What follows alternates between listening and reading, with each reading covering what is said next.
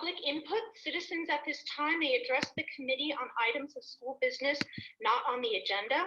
The committee will take such items under advisement without action at the meeting during which the item is presented. So in addition to this public input section, we will also allow public input during 3 other portions of this meeting: during the April vacation 2020 discussion, also during other items since posting, and also during the grade configuration discussion.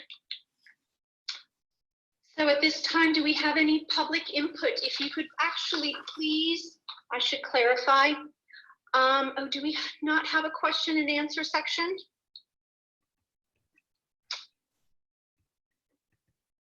I don't see that. Hi, Anna May. Owen here. Because we are on a meeting and not a webinar, Yeah. Q&A is not available. Okay, so I'm wondering, so if anyone has any items for public input, how would I be able to hear them? If somebody wished to make a statement, we could set it up so they could email their questions in to you. Okay. So if anyone has a question or a comment, statement, Leo, how did you get that little hand raised there? I wonder, how do you do that? So, so yes, if anyone has a comment, to please email amoshebrook@email.medfield.net. So you can do, the little raise hand is in the bottom right corner when you show participants. So if you show click show participants, you'll have that feature on the bottom.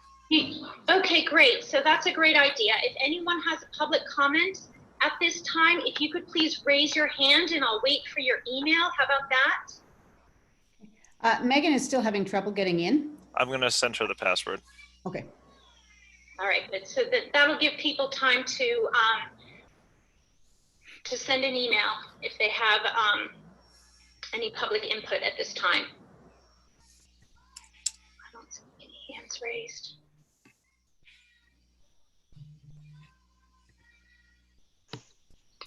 Check my email.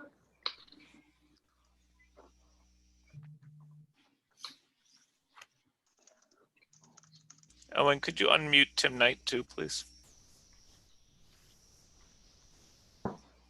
Thank you. Actually, I changed my mind. Mute him again. Ouch. There's a thumbs down reaction.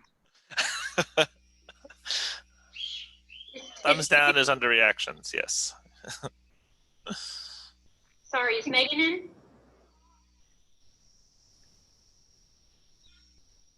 I don't see.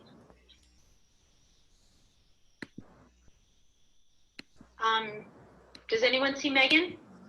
I do not. I'm pinging her now. Well,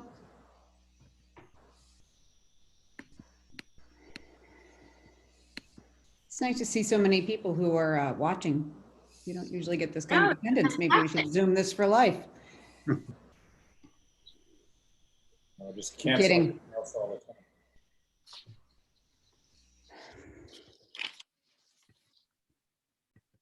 Right, we'll wait for Megan. A couple more minutes and then we'll move into the approval of the minutes. Which we can do because we have a quorum, although she is trying to get in, but. Yeah, let's just wait a sec. Yeah. Thank you, everybody, for your patience. I'll resend the invitation over to her. Thank you.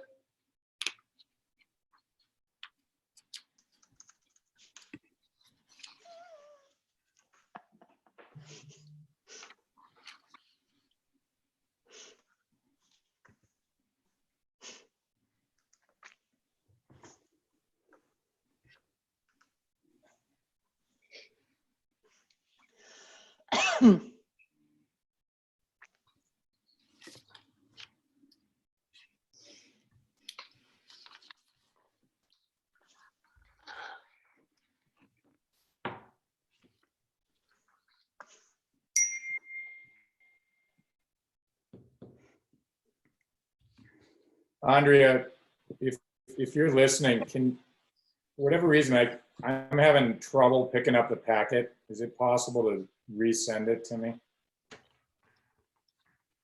Oh, the school committee packet? Yeah, for whatever reason, I see that I replied and then I'm having trouble picking it up.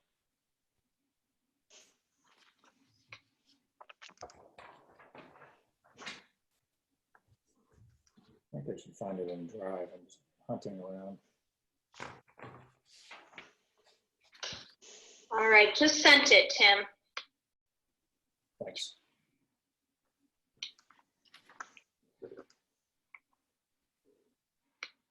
When I reviewed it yesterday, I did have it for the record. I just can't pick it up. Shall we go ahead and approve the minutes, or? Yeah, I think we should. Yeah, all right. Sorry about that, folks. Maybe Megan can call one of you folks, like either Jess or Tim. Maybe she can voice in. Yeah, I'll call. You want to call her? Okay. I think she's in now. Oh, She is? Megan?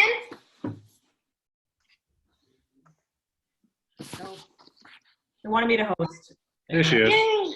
Wanted to have a meeting by myself, apparently, so I'm done. All right. you got a lot done. I We did. have no takers for the first public input, but at this moment, we'll review the March 12th minutes. Tim? Yeah, make a motion for approval of the minutes from March 12th, 2020. Second. All in favor? Aye. Aye. We need to do roll call, right? Yeah, everything, yes. Oh, oh yes, sorry, for everyone. Jess Riley. Aye. Leo Brem. Leo? Unmute. Oh, how can we lose Leo? All right, we'll come back to Leo. Megan Glenn, Aye. tonight. There we go. Aye. Okay, Leo Brem. Aye. Beautiful. All right, thank you.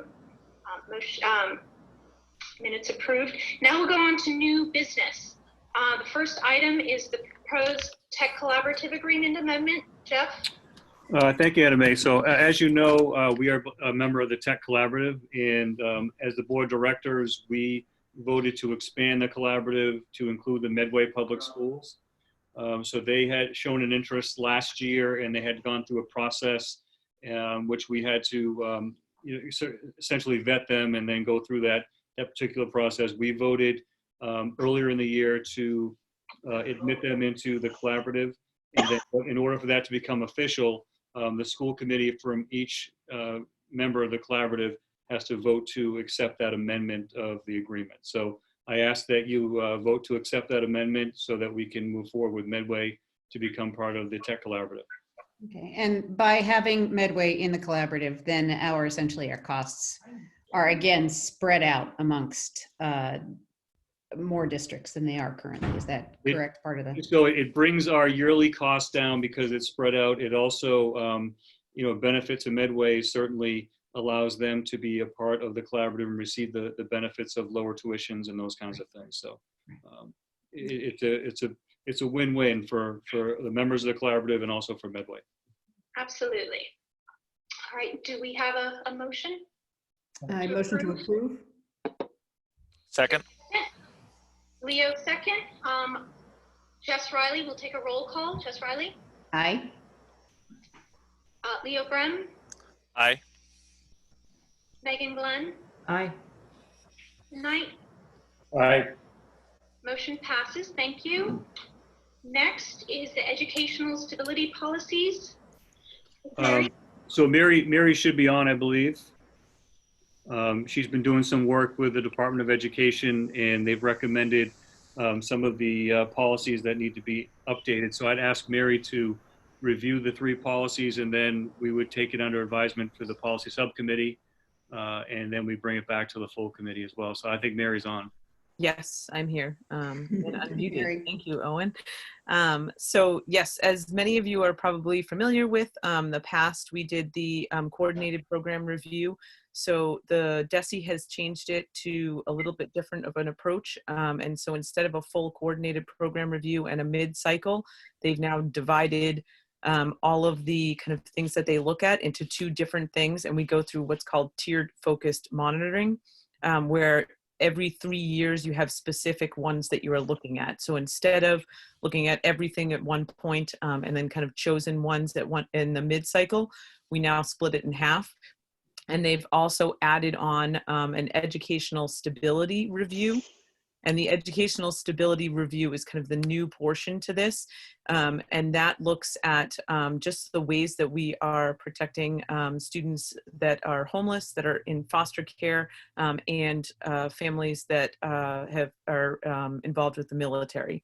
So the 3 main things that we have to take a look at are that we have to designate staff that are solely kind of responsible for this. So I am the district's person and point of contact for each of these areas.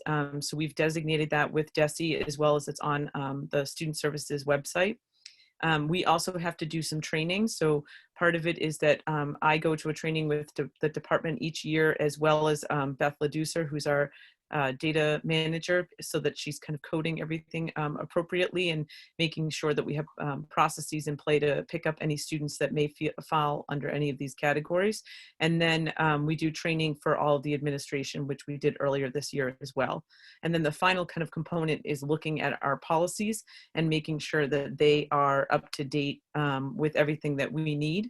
So the most recent policies that came out of the Mass Association of School Committees are the ones that they are recommending, because they have kind of taken into effect most of the key changes that the department would like.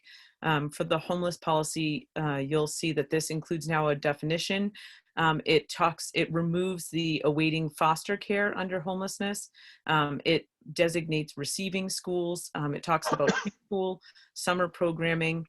It discusses the need for immediate enrollment for any students that are undergoing homelessness, and transportation to the end of the year in which the student becomes housed. It also takes a look in the foster care policy. It looks at the definition. It also requires that we have to have a best interest determination. So the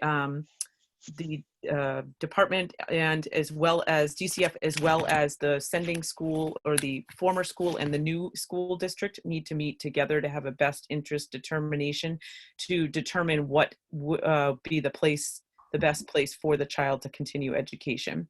It also discusses the school of origin and immediate enrollment again, as well as ensuring transportation. And then the military connected students policy is a new policy that also discusses the definition, acknowledges kind of the MIC3, provides families with opportunities to self-identify, enrolls and accepts previous schoolwork, transfers records upon request to receiving schools, ensuring on-time graduation as well. So these are the key changes that would be a part of the policies that we are presenting for review. And are part of the requirements for the educational stability review as well. And essentially, most of these are legislated, right? To the same extent. I mean, this is one of those policies that every school department across the state should have in place to be able to have continuity for all kids. Yes, and that's really what they're trying to assure. Before, foster care and homelessness were kind of looked at under one policy a lot of times, and this is really trying to just spell out across the state that there's a consistent approach for all districts, and that's because these students are so transient that we want to make sure that every district is looking at it in the same way, and it's not kind of the one way that Medfield does it versus the way that any other district does. So it's really trying to assure continuity of programming and continuity of education for students that may not feel that continuity in many other ways within their life. Right. Okay. Great. So at this point, then the policy subcommittee, Megan, Glenn, and tonight will work with you to get this ready for school committee review. Excellent. I can't wait to Zoom with the two of them. Thanks, Mary. Thank you, Mary. Thank you. Thank you. All right, at this point, we are going to start a discussion regarding April vacation 2020.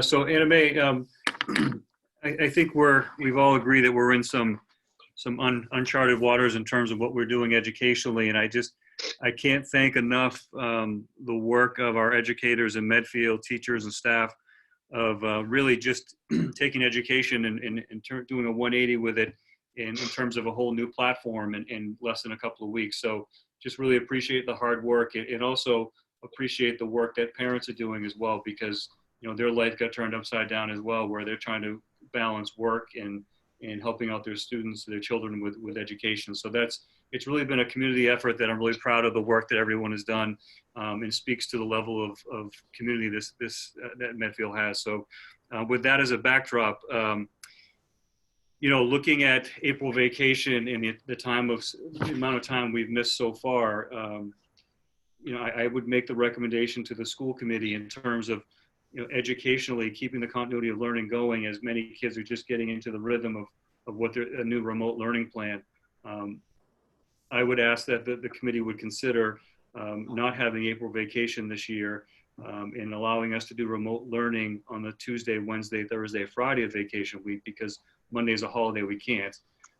But that will allow us to keep the education rolling, and is what we're doing right now, and also allow us at the other end of the year not to go to the 185th. The commissioner gave us a memo last Friday saying that if we do the work through the April vacation, we're allowed to end school at the 181st day instead of the 185th day, which would get Medfield, the school year would be over on the 16th instead of the 22nd. So, I would say that looking at, excuse me, my phone is ringing, which is awesome. I would say that, looking at the progress that we've made the last few weeks, that it only makes sense for us to keep moving forward with what we're doing with our remote learning. I will say that I sent an email to all staff saying that you guys were going to have this conversation tonight, and asked them for any feedback. And I got many emails back, and only a few that was looking at possibly keeping April vacation. So overwhelmingly supporting the notion. I know that Bonnie Wren Burgess, the union president, did a survey of staff, and it was over 82% of staff, teachers, that wanted to keep moving and go through April vacation. So I would ask you to consider that. I know it's solely your decision as a school committee, but certainly happy to answer any questions that you may have. I actually have done some research of my own over the last couple of days, just to make sure that parents were kind of on the same page. And overwhelmingly, I've probably had about 20 people reach out to me in one way or another through kind of multiple kinds of media, saying that they would much prefer to continue through April vacation. The few people who said that they weren't sure were people who were actually, and I think this speaks well of our community, who wanted to make sure that the teachers weren't completely burnt out at this point. So I think that their reservations would be allayed if there is that kind of staff support for it. A lot of people actually wanted to go through June 22nd, like why would you stop? And I did have to explain to them about why we wouldn't be able to do that. But I think people feel that their kids have just gotten into a schedule that they can maintain, and that they too have gotten into it. And they would really hate to have to start that machine again after, 13, 11 days off. So that's been the feedback that I've seen. That is the same feedback I've received from emails and text messages as well. I concur, and I've heard from several people, and my only concern was exactly what Jessica had mentioned, that the teachers, I wanted to get what your feedback from the teachers had been, and I'd say that 85% of them being supportive of it speaks pretty clearly as to them wanting to work through it.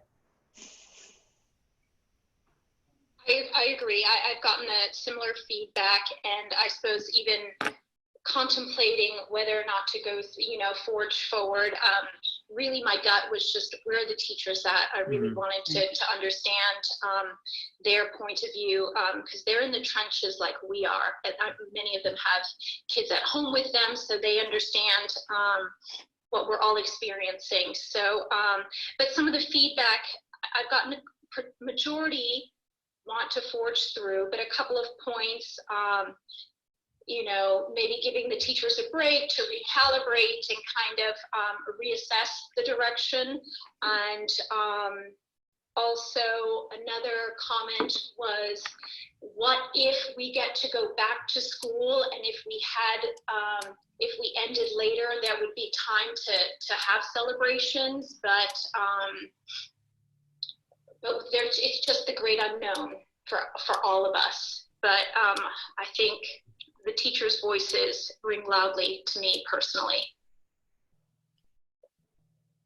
And I would say also that I did get a couple of emails from families that have some driver's ed things going on the week of April vacation. And I guess the response there is really, with the flexibility of our remote learning, I'm hoping that they can fit both in. They can balance the driver's ed piece that they've signed up for and also the remote learning piece. So that's what I'm hoping that they can manage that as a family. And I would also state that the districts, and it's all based on school committee meetings, right? We had ours tonight. Others have had theirs earlier in the week. Right. And I would say everyone around us is feeling the same way, to kind of forge ahead and forego the vacation week.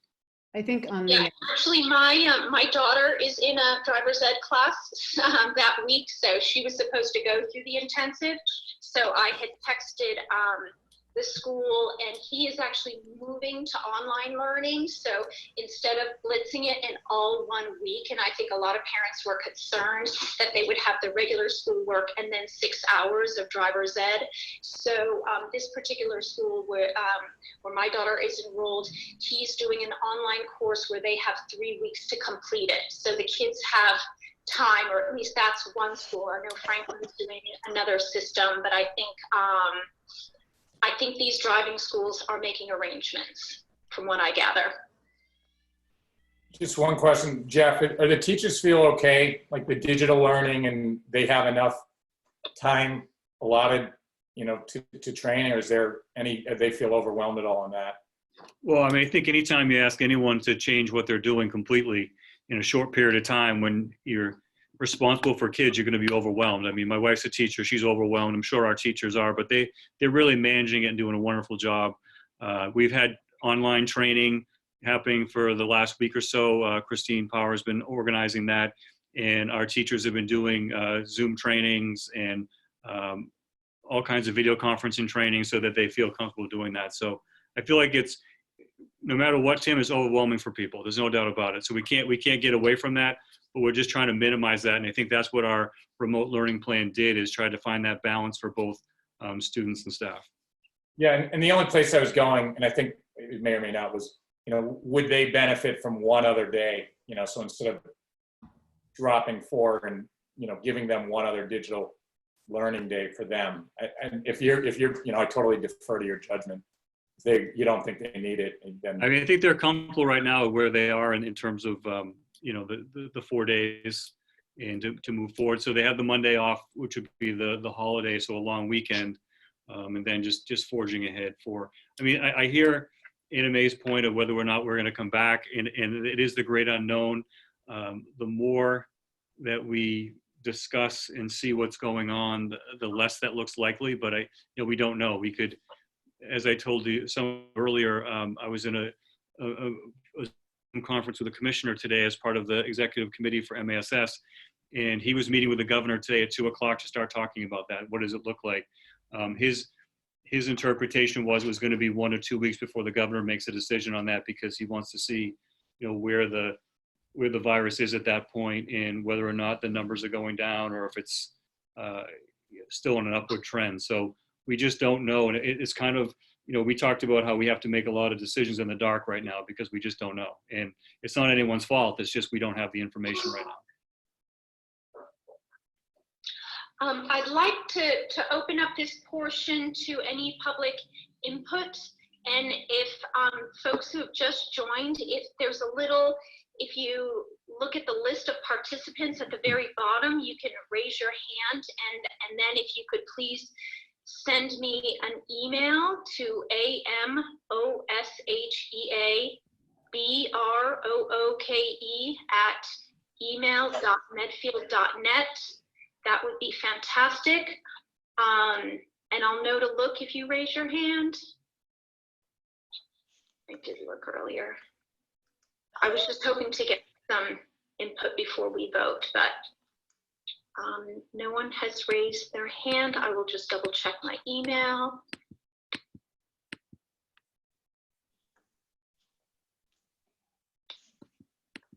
All right, anyone else see a raised hand? No? All right. So it's, do we have a motion on the floor?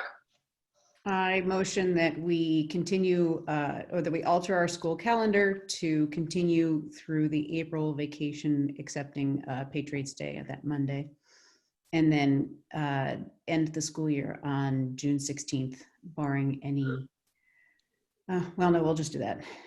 Ending June 16th. Megan Not Glenn. any possibilities anymore, right? Yeah. That's So we have you, Megan? Megan Glenn, second. Second. Okay, now we'll take a roll call vote. Jessica Riley, Here. Aye. Yes. Leo Brem. Oh, we can't hear you. Leo. What are you doing? Owen, turn him back on. Thank you. Sorry. I get my own Zoom bomb on my kids, and so sometimes I have to mute. I apologize. And then sorry. I agree. Megan Glenn, Aye. Knight, Aye. O'Shea, Brooke, aye. Alrighty, motion passes. We will forge through, folks. And thank you to all the parents who gave us so much input. I appreciate it. And also thank you to teachers and to your partners in education, again, parents, right now, because I know that it is hard for everyone, but we just keep plugging. Alrighty, personal protective equipment donation, Jeff?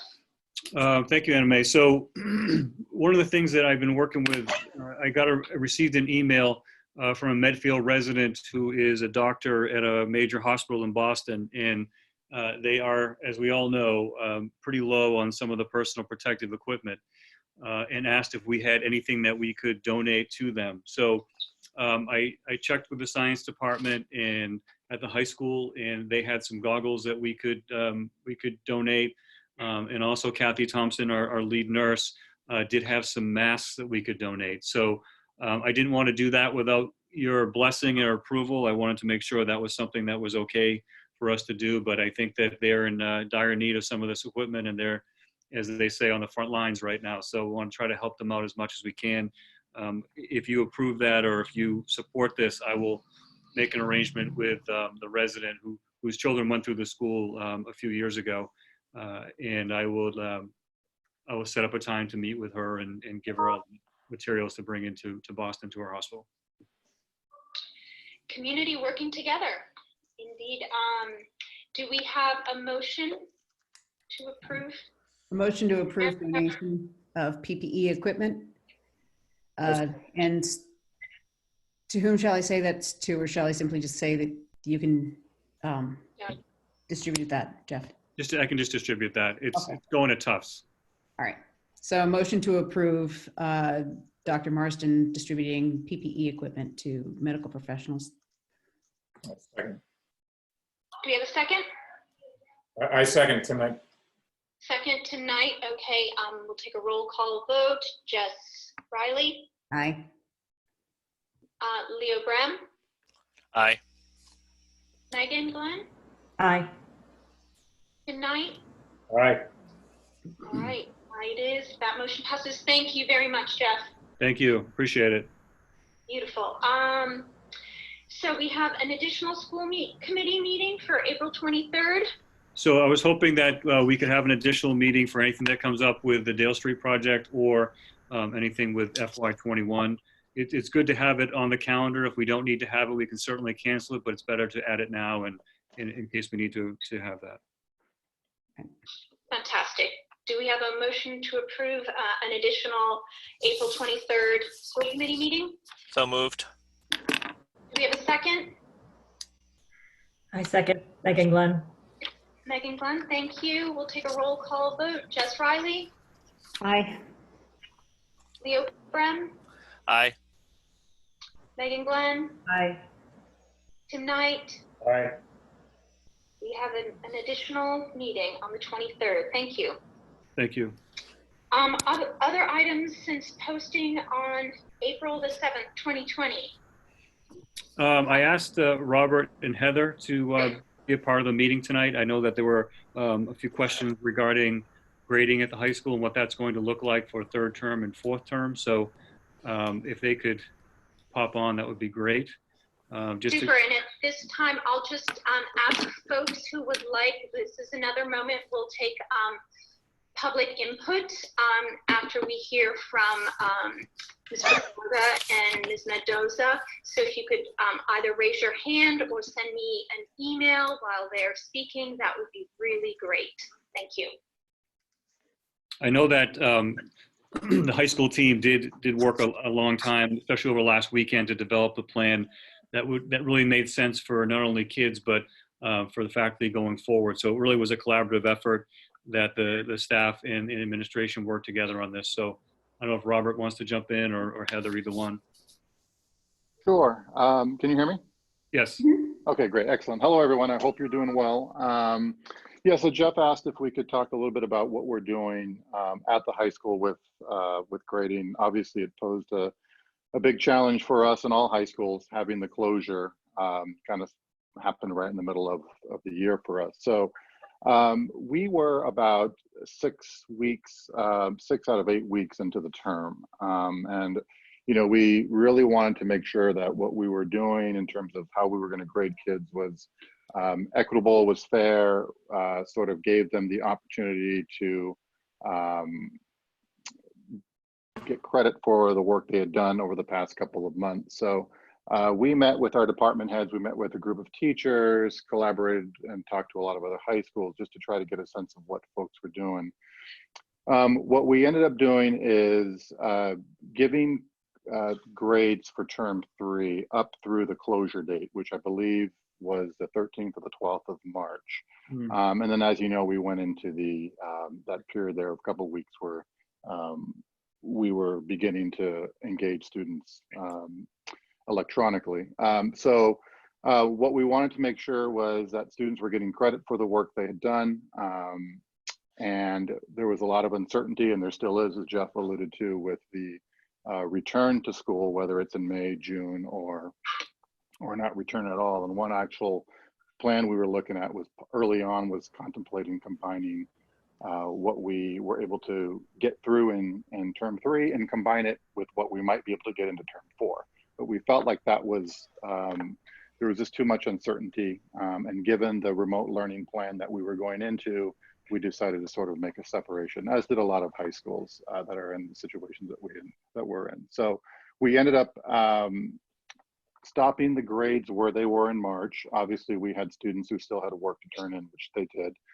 We're allowing students to turn in any missing work as well, up till several weeks before the closure. So if students were missing some work, they can do that as well. Because we didn't get through the entire term in terms of a full year course and the weight that is associated with that, the third term is weighted slightly less than terms 1 and 2 because we didn't get all the way through that third term.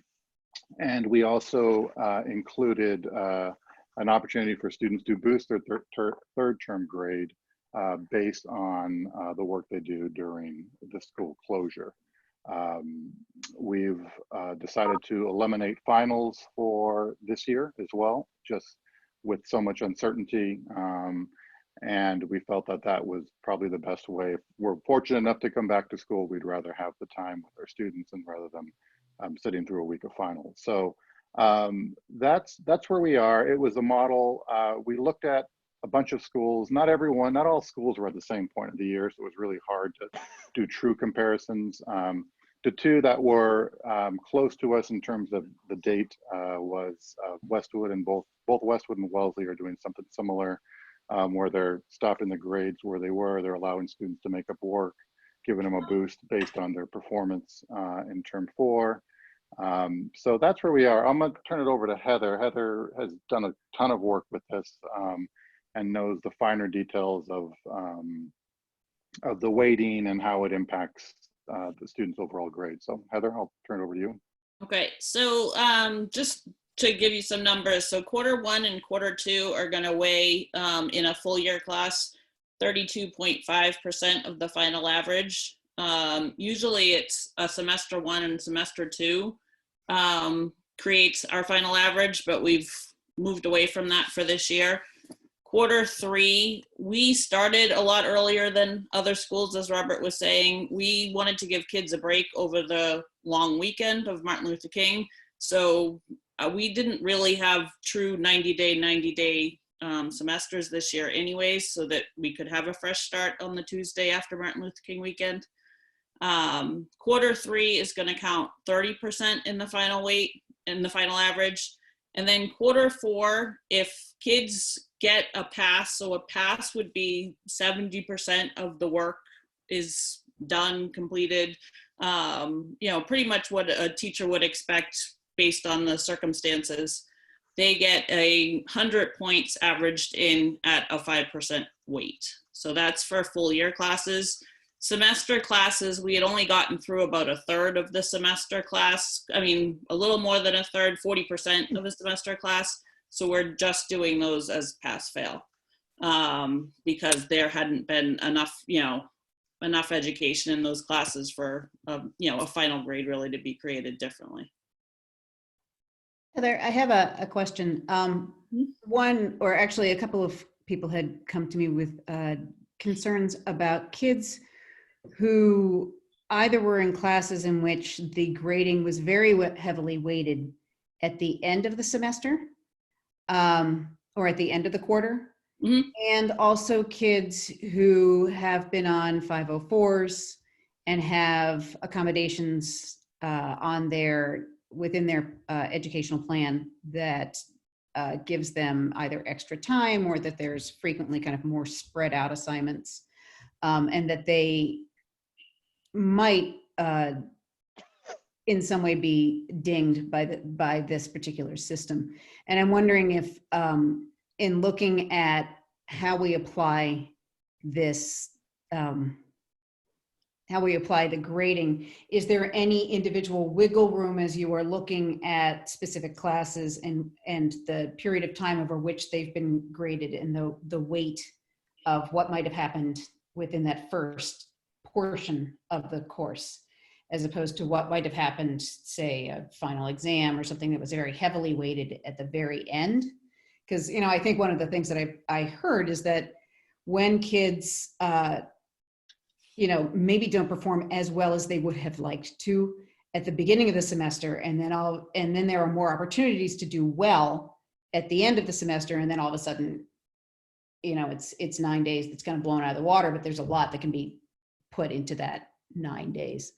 So I guess I wanted to just kind of ask, was there any, or could there be any in individual cases kind of looking at the kind of individual circumstances to see if this blanket policy is indeed fair within that class? I mean, I think those are the concerns that were brought to me by two parents that I know of, but I've also heard it over the years sometimes where things get really heavily weighted at the end of the semester and not nearly as intensely weighted at the beginning. You want me to take that, Robert? We can't hear you, Robert. You're muted, Robert. Give it to me, Robert. Tell me how I'm wrong. We can't hear you. Owen's going to have to unmute him, and then he has to accept the unmute. Okay. Well, while we're on a pause, though, I will say I think that I have been at the high school for a long time. I think we tend to look at circumstances individually at the high school Right. more than people might think happens. And it's, so as far as the question about the 504 and the IEP, that's definitely something that came up. The access and equity issues certainly came up in the thinking of how we came to this particular practice that we're hoping will work. We know, like, one size fits all, anythings don't work well, and I get that. But I also think that when, as the teachers who particularly have had kids for a full year they know what the kids are capable of on a regular day. And that's in the conversations I've had with kids and department chairs in the past couple of weeks. It's what, I think we're hoping to follow our heart in working with these kids, or continuing to judge them as people, in knowing what they're actually capable of. And if kids have an off day, then reach out to the kid and find out what's going on.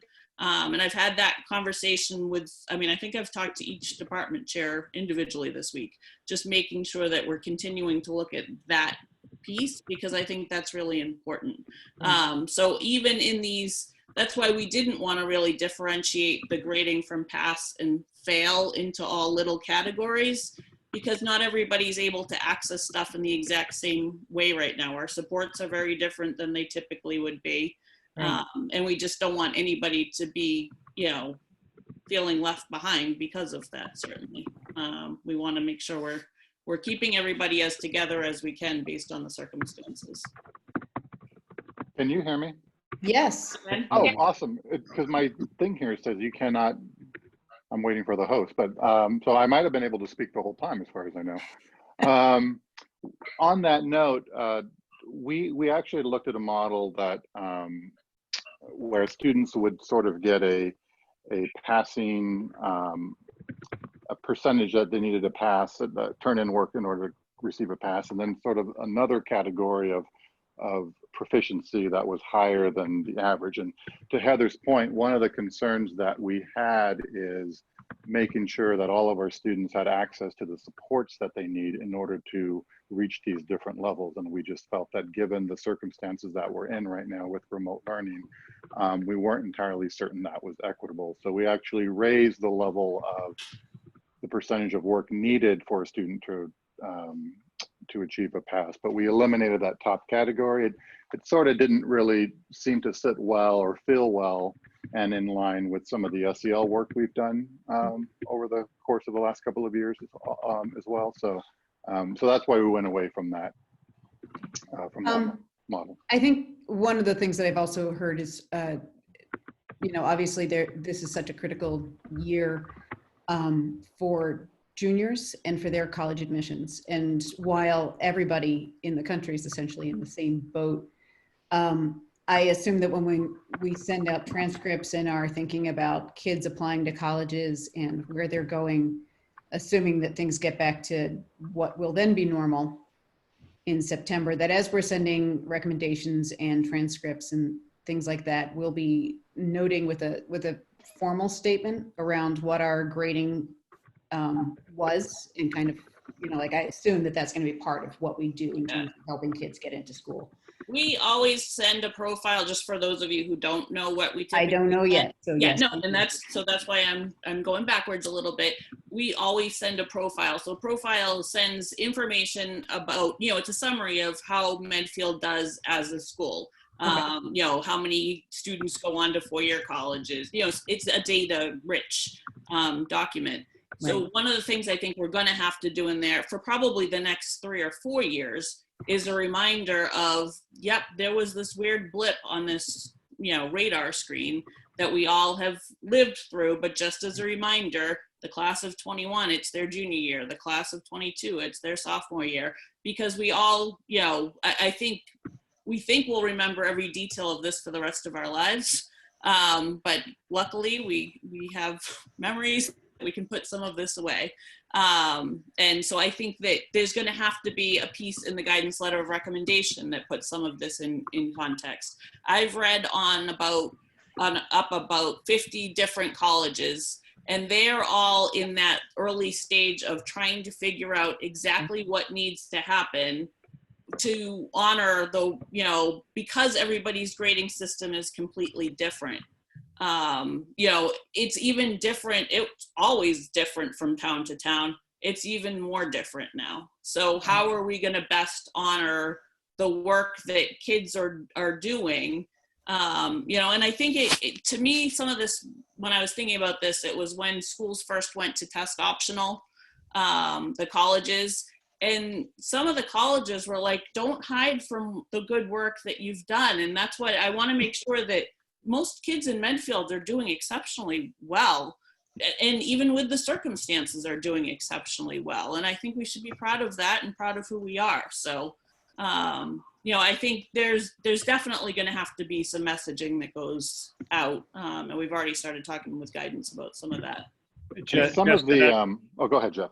Just to that point, at that meeting I talked about earlier with the commissioner, that was one of the issues that we brought up to him because everyone is feeling like that, right? Every district that has juniors in high school, but we're all feeling that way. And he's meeting with the commissioner of higher ed, and they're going to try to put out a joint letter for everyone so that everyone understands that we all know exactly what's going on. Right. And colleges understand that. They're going to take that into consideration. Of course, that's only the public side of colleges, but I think everyone in terms of the private and public all understand exactly what's going on, and they certainly won't. The goal is to hold kids harmless during this whole process, right, so that there's no negative implications for their college acceptance. That's the goal. And I was going to say that a number of universities that a lot of our kids go to and apply to have already put out statements sort of acknowledging this, whether it's for incoming seniors and looking at transcripts for juniors for the class of 2021. So I think to Heather's point, there's sort of this universal understanding that transcripts for this particular year are going to look just very different. The guidance memos and the letters will carry a lot of weight. It was good to see that the universities have begun to put that messaging out to families and to schools.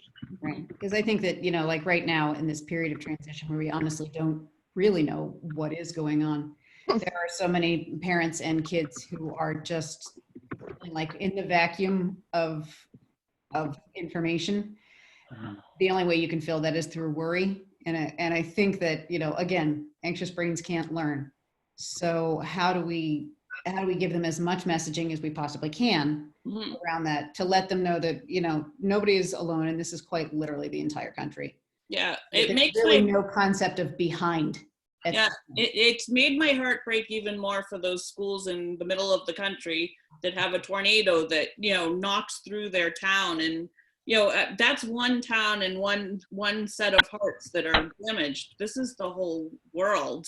And it's a very different story to tell. So, it's definitely being thought about, though. Okay. All right. And if I can add parents one have other concerns. thing that that we're looking at for next year as well, given the circumstances, is for the semester courses, I'm thinking of ceramics and graphic design that sort of have a graphic design 1 and then a graphic design 2. Our students have really only experienced a little over 30, close to 40% or so of the actual class. So a class like ceramics is really hard to sort of replicate via remote learning. So we're looking at trying to see if those kids who really didn't get that full experience in 1 and want to take 1 again, making sure that students have the options for some of those unique classes, because though we're pushing, forward with a lot of our other classes, there's just some classes that we can't do well, and no fault of the teachers. But given the circumstances, really hard to sort of complete the class and give the kids a really good experience. So as we are in the process right now of gathering course information from students for next year, that's one item that we're taking into account for those kids that want to, get a full experience of a class that they kind of missed out on this year. One other thing that I have heard, and just as a concern and a note, is that there's that, we do have these kind of individualized transition classes, who are coming in to different schools at this point. And one of, I think, the biggest leaps that the district really talks about is from Blake to the high school, and entering 9th grade class right now.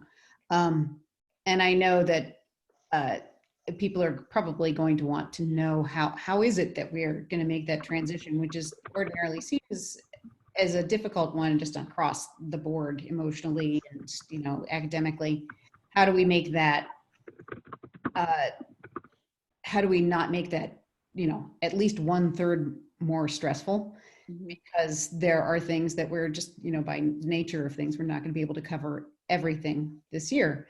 And we'll end up doing a lot of catch up. And I know that Jeff has said that, you know, this is going to be the subject of a lot of professional development during the summer, especially if we don't end up returning to school. But I think, you know, people also need to hear that reassurance that we're looking at that too, that there really is no such thing right now as behind.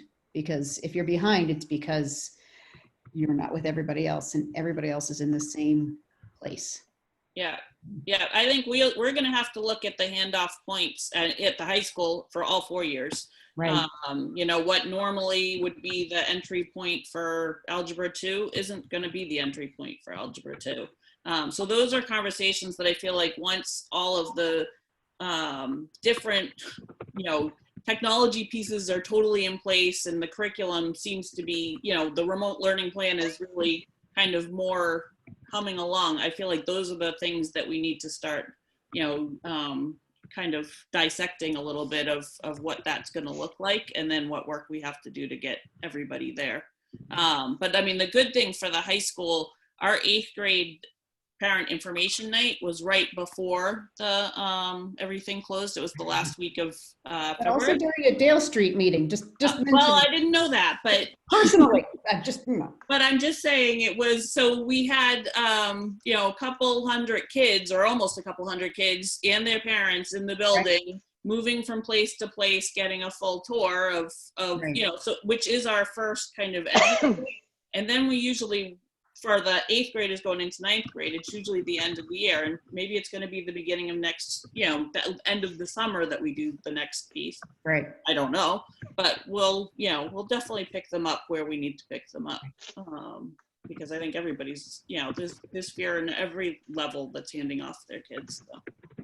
We are I'd bright, like to flexible people. the We can do that. teachers that or there's parents that have reached out to us that prompted this discussion, because this was not originally on the agenda. So thank you to the parents who reached out to myself and Jess and the other school committee meetings, because there's having both Heather and Robert here to give more color around the issue has been so helpful. At least for me, I'm so proud and grateful that you're taking into consideration all the SEL work. So we're not just, we're walking the walk, talking the talk, and we're putting it into practice. So thank you. Also, Heather, when you mentioned it's not a one size fits all. So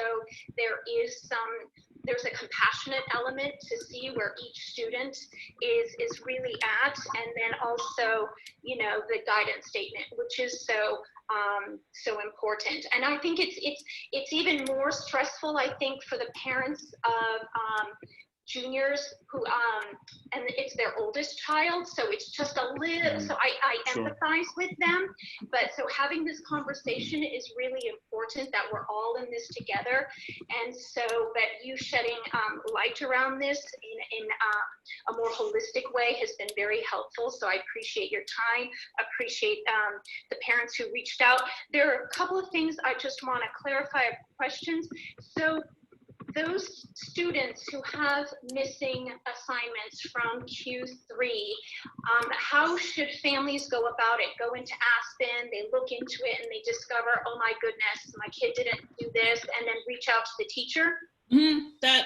Yeah, I have teachers updating their grade books right now to make sure that everything is up to date. There was kind of a freeze that was in place for a little bit when we were trying to figure things out. So, you know, I think at probably the beginning of next week, things will be updated, and then we won't have report cards go out until April 30th, so that if there is missing work, people have time to make it all up. We wanted to give plenty of time for that. So families should take a look at that, but also will teachers reach out to kids and say, you know what, Susie, you got to get this in so we can wrap this up?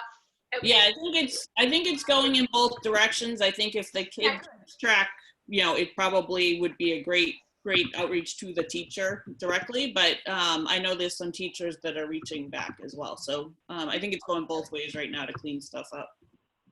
Super. Now, what about the instance, because one parent did mention where a child only had one test grade, for example, but I suppose this is a conversation where the family or the student should reach out to the teacher and work this out. Mm-hmm. Okay. Yeah. Okay.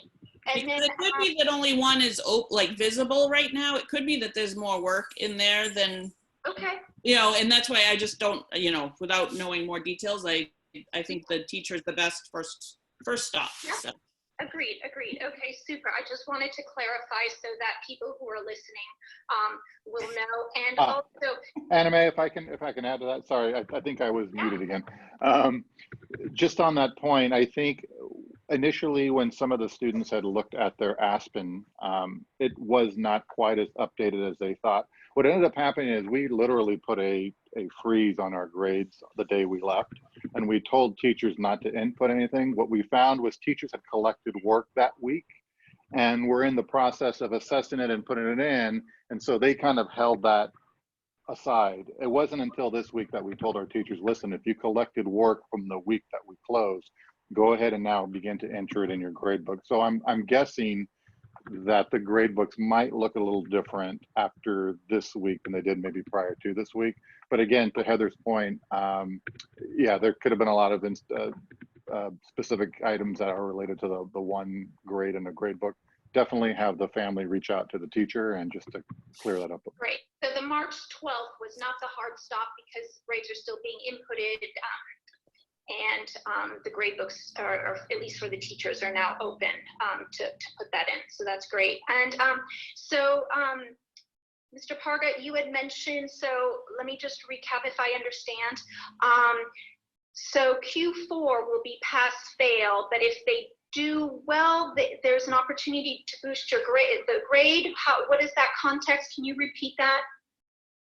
Sure. If the students complete more than 70% or more of the work that's assigned during our remote learning phase, to the degree that the teachers deem as being acceptable, then that basically what we've given the students is 100 points or zero in essence.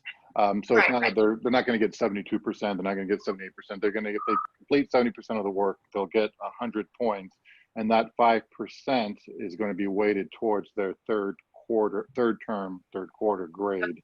So that will boost it up a bit for, I think, just about all of our students.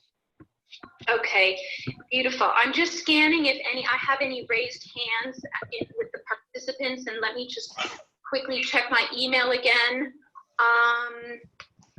Okay, I do have one question. Is it possible to get information? This is for the middle school. Okay, wait. Hi, is it possible to get information on how entry into accelerated math will be determined in grade 6 and 7? This topic is focused on high school, but there are concerns in lower grades too. I'm afraid we don't have Nat here, but I'm wondering if anyone. So that's a conversation that I know Nat and Jess Safer and Christine Power and I were trying to get for next week. We just haven't got a time together, but it's definitely on the radar. They're working on that, and we're going to be having that conversation real soon. Okay, wonderful. So that parent should probably reach out to their math teacher to kind of make sure that they know that this is something that's of concern to them, just to, Sure. Yeah, absolutely. We need to have kind of like put a pin in that conversation. Right. They should reach out to the teacher. Yep. Okay. But I know that's been a topic that they brought up last week that we just haven't had a chance to get around yet. So we're going to do that. I had one question just for the pass fail. Is there any notification if kids are trending or they're at risk of failure, and it might be administrative, operational through Zoom they can't do? Just want to make sure we're safeguarding against that. So the Zoom sessions are optional. I mean, they're encouraged, but because of different family needs and situations, they're not being counted towards like an attendance credit or anything like that. All the work that we're giving kids that we're expecting back can be done asynchronously. So it gives some flexibility as to how how the student can actually access the work. And then is there, whether Zoom or not, is there notification if someone's trending towards failure? Yeah, Yeah. so I worked with the teachers, a bunch of teachers today about how they were going to set up their grade books to make sure that most of our teachers have open grade books. So there would be a notification where parents could look into the grade book and see whether, how a kid was doing. The kid can also look and see how he's doing. And then we'll continue to have teachers are communicating with guidance counselors, and one or the other, the teacher or the guidance counselor, we're trying to make sure we loop back around to get all kids engaged at some level, through this whole period. We've actually had a few instances where the students haven't been responsive, and teachers are reporting to us, oh, I've heard from 22 of, my 23 students, there's one. And those names are going right to guidance, and we're reaching out. So what we've asked our guidance counselors to do is be very proactive in this. We shouldn't be going days without hearing from students. So for lots of reasons, we want them, to do well, but we're also concerned and care for them and want to make sure that everything is okay at home. So our guidance folks are playing a big role in following up with families right now. Thank you. Great. I just have another question, but I've got to tell somebody to stop playing piano.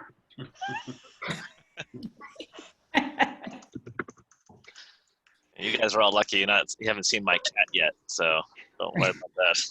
So this question is, my concern with ending term 3 as of 3/12 and then counting it as 30% of the year is that some teachers do not equally distribute work throughout a term. No, that's high school. Now 70% of this term is counting as 100%. In some classes, there are fewer grading opportunities, and now those few assessments will have a significant impact on not only term 3, but also for the year. For example, one math test is counting for more than 50% of term 3, and thus 15 or more percent for the entire year. So this one test, 1 hour of one day, will have a significant impact for the year. Students are not being afforded the opportunity to improve within the grading period. That was one question. So Heather or Robert, can either of you? No, that's a valid concern. Again, we're trying to do what we can to support our students. None of this could have been anticipated. None of this could have been predicted. I think for us, it's just continuing to try to work individually with teachers. We've used the words with teachers to be generous, be understanding, and they have been. They've been great so far. I'd like to think that in situations like this, students are reaching out to teachers and vice versa and trying to figure out a way to sort of soften the blow, if you will, a little bit, if perhaps an assessment wasn't done well. Probably works the other way too, where maybe some students got off to a really good start and maybe weren't trending well, and so again, I don't think there's a perfect solution for all of this, and this is sort of what we've been talking with different high school principals as well, is just really trying to figure out a way to make this as equitable as possible. But situations like that definitely make it challenging. I know I was working with some math teachers earlier today too, and some of them they don't put in certain parts of their grades until the very end. And again, because we had put kind of a moratorium on putting grades in, I don't know that that's necessarily going to bounce the grade up, but I think that there's pieces that are not telling the full story yet. So I think we need to wait a little bit, but then I would have a parent or a student reach out to a teacher and see, get more specific information. Beautiful. Alrighty, I've got no more questions in my email. I will just double check if any hands are raised in the little handy dandy participant list. No. So I want to thank you very much for adding more color to that. So the grading process It's not easy, but thank you. Thank you, so much. Robert. Thank you. Really appreciate your time. Welcome. Be well, everyone. Thanks, Heather. Thank Lovely. you. Thank you very much. Be well. All righty. Thank you, folks. Now we're on to old business, donations.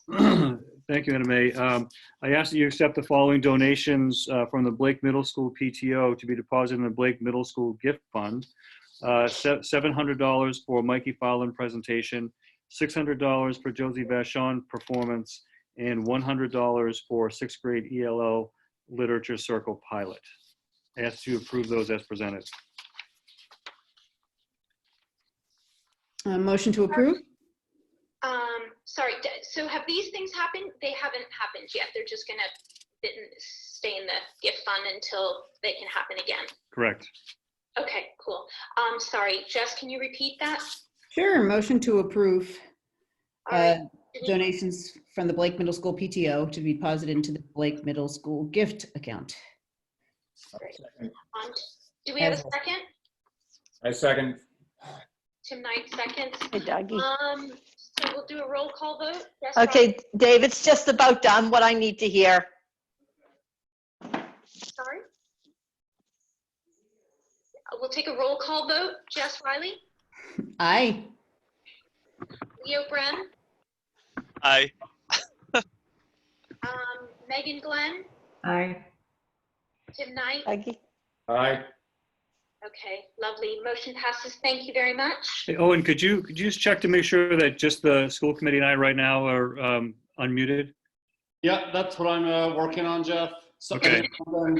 some Thank you. Thank you. muted, and I have to jump right on it to mute them. Okay. Thank you. Thanks. Okay.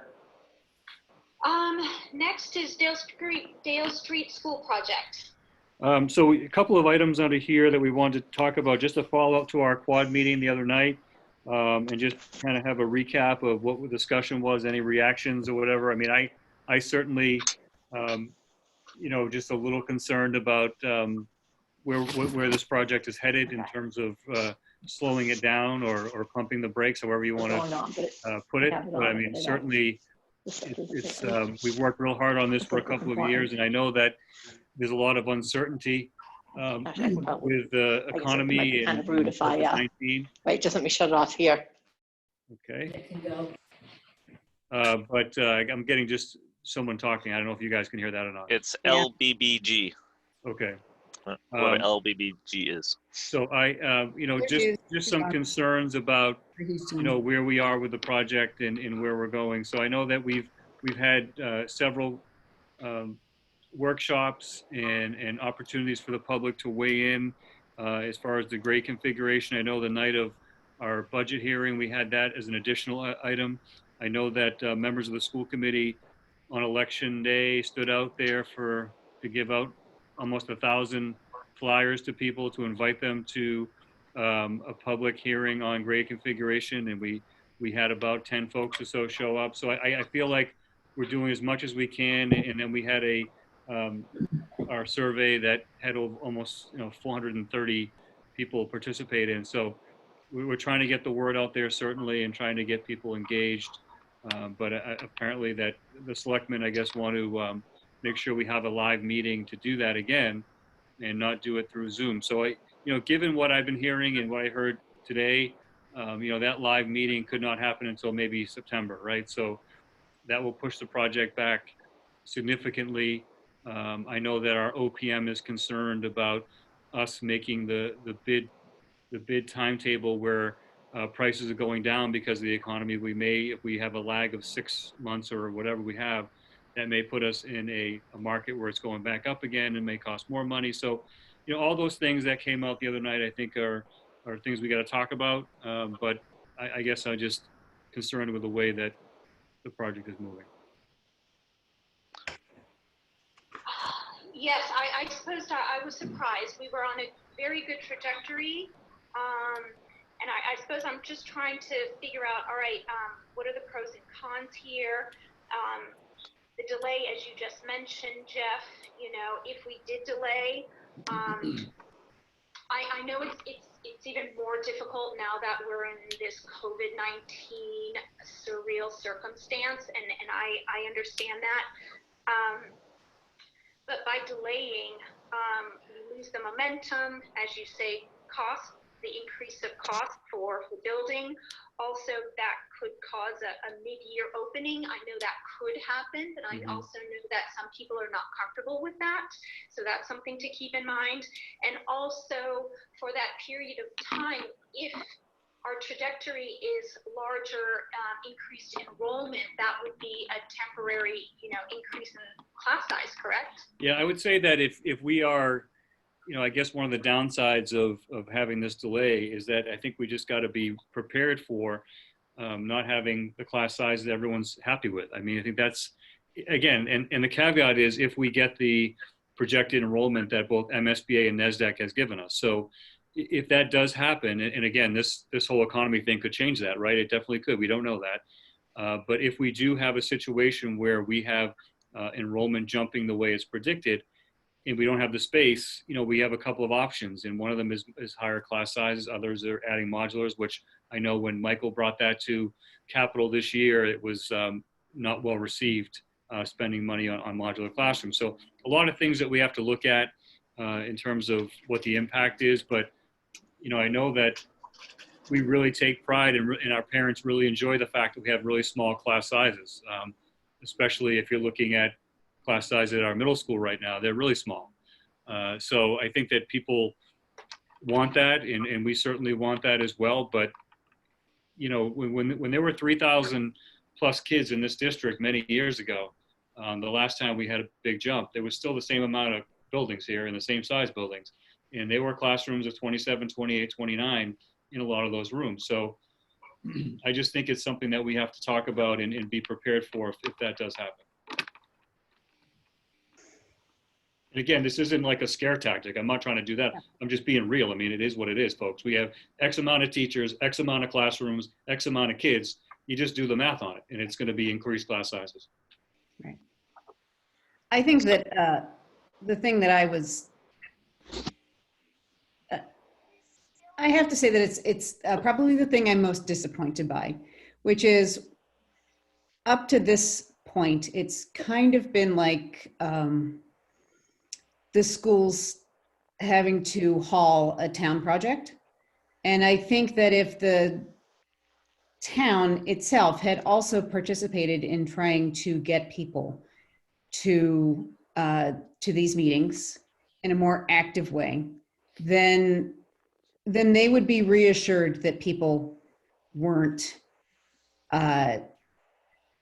necessarily attending, and that it isn't that we haven't tried, it's that people are simply not coming out. And also sometimes I think in Medfield, if somebody doesn't come out, it's because you're doing something that they want and nobody's unhappy. It's an expensive project. It's one of the largest projects that we are ever going to do, but it will not be any cheaper in 6 months. It certainly won't be any cheaper if, God forbid, this doesn't go through and we get put to the end of the line again on the MSBA process, and we end up going through this again. And not pursuing this building project right now with the speed that we can is, to some extent, I think really putting us at risk for decisions that will be very bad for the town 10 or 15, 20 years from now, in terms of how we manage our schools, how we manage our class sizes, and how we're able to really give our kids education. I mean, Dale Street at this point is a wonderful, nurturing, beautiful place on the inside, but the building itself is absolutely untenable that we're putting our kids in it right now to some extent. So I really do have to say I'm going to be the one who's happy to go out there and say that I'm unhappy with the effort that has been made on the town side. I think that we are so concerned about the immediacy of our finances that we are not looking at the long term. I'm willing to be convinced differently, but I'll also say it out loud. Yeah, I said it the other and day. Jess, I'm prepared to go a step further almost with that. And I did remain very quiet during our quad meeting only because I felt like I walked into something that I wasn't expecting. I'm not on the school building committee, so maybe I wasn't as privy to some of the information, but as just said, I felt like we were hitting all the marks. We had a very prescripted schedule.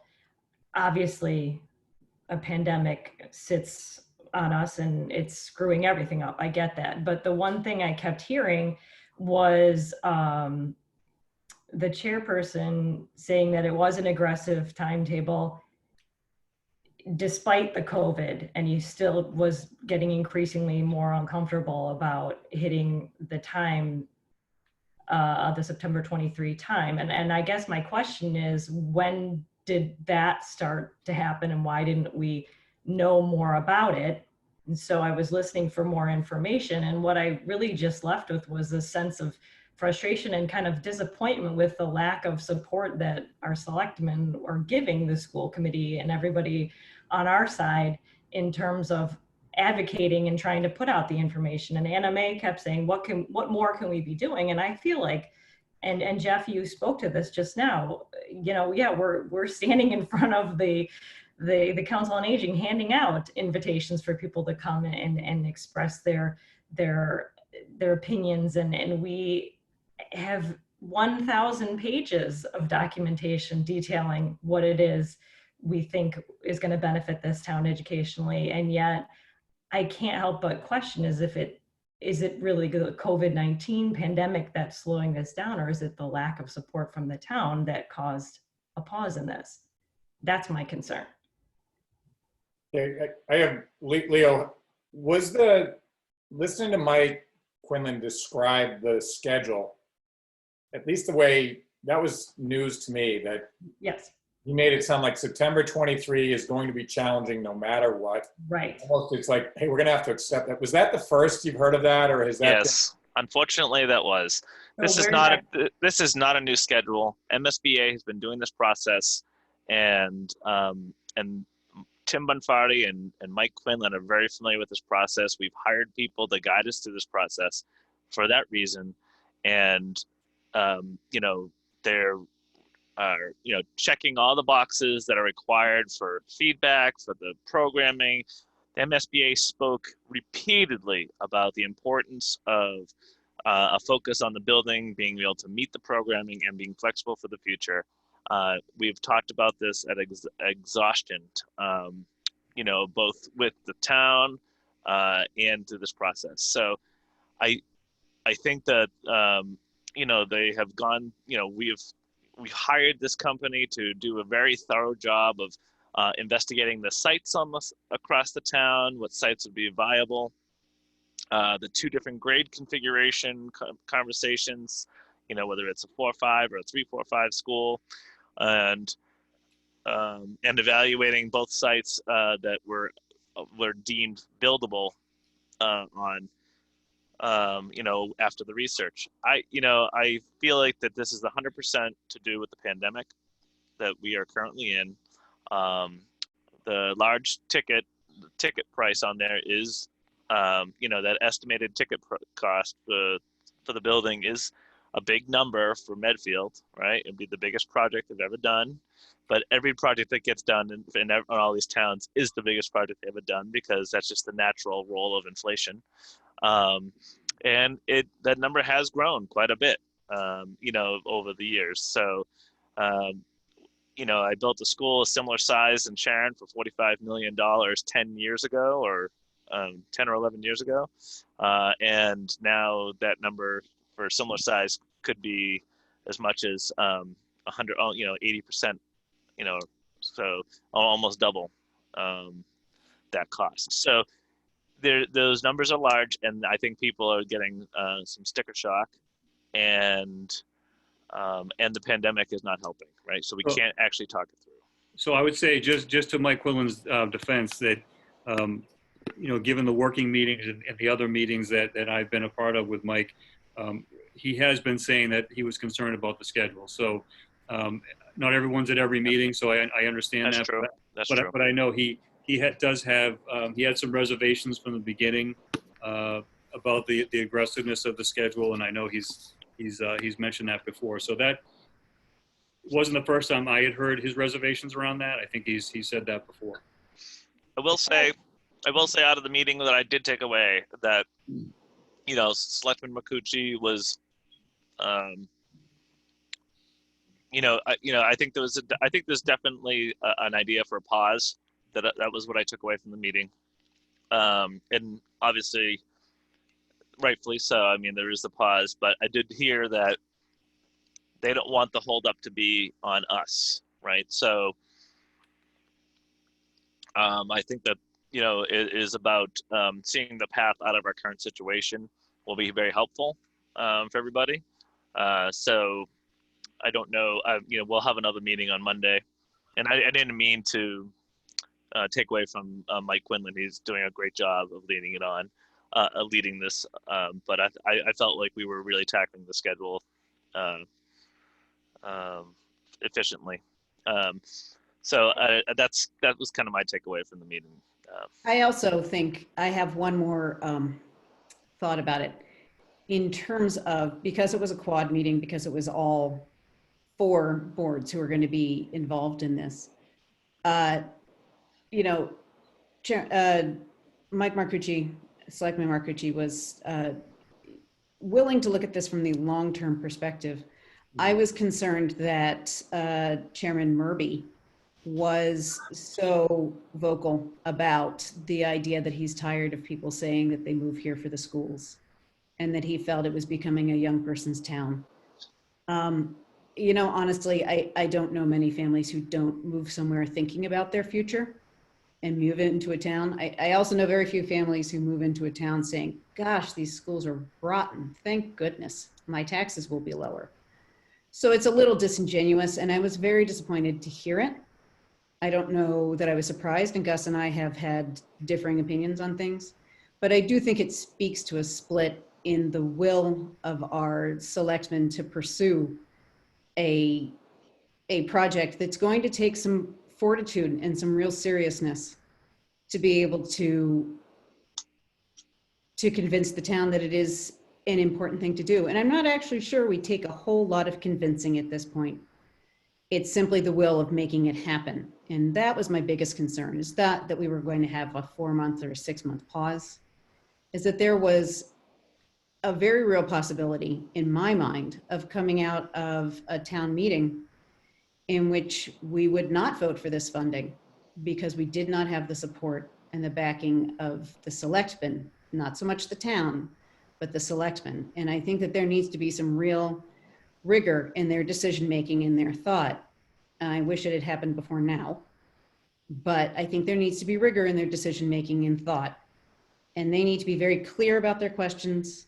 And then they need to be very clear about what answers would allow them to support this project. Because right now I don't feel like this ball is in our court. I feel like it's in the town's. And I think it is so unfortunate that we have to have a conversation about town versus school, because we all live here. And it's all of our property taxes, and it's all of our kids, and it's the kids we educated before. And I think that that's been the most discouraging part about this entire process. So I think that that's the one thing right now. We don't have any other, decisions that we can make today.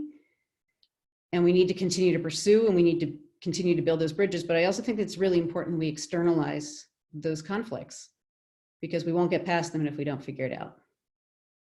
One of the things that got lost the other night too is that, we weren't having a quad meeting. This was, as Mike had said numerous times, this is just the start of the conversation.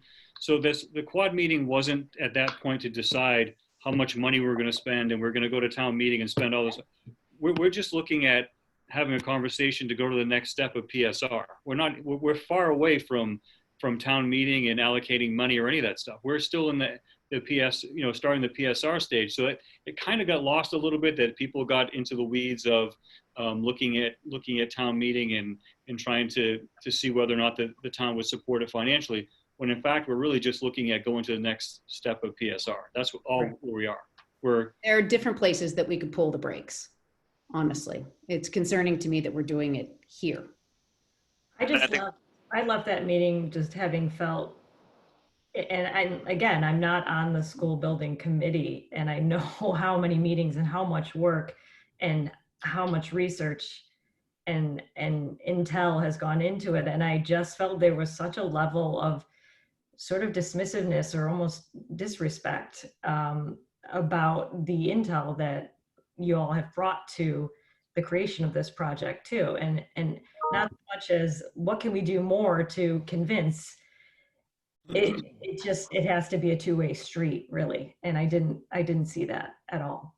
And it was disappointing. I know, so I'm trying to think. So wherever the ball is, whether it's on their side, our side, we have to take it, right? And because it is our responsibility as school committee. I know philosophically it's a town thing. It should be run by the Board of Selectmen, but I keep thinking, I'm going to go back to the question I asked the other night. What else can we do? What else should we do to get the buy-in? Because we do want town buy-in. You know, I thought our exercise of handing out those flyers on election day was a great exercise, and we got to talk to a lot of people. And what was anecdotally, I didn't take tallies or anything, but on the whole, you know, I stood there in the morning and in the evening, and I know most of you folks stood out there as well.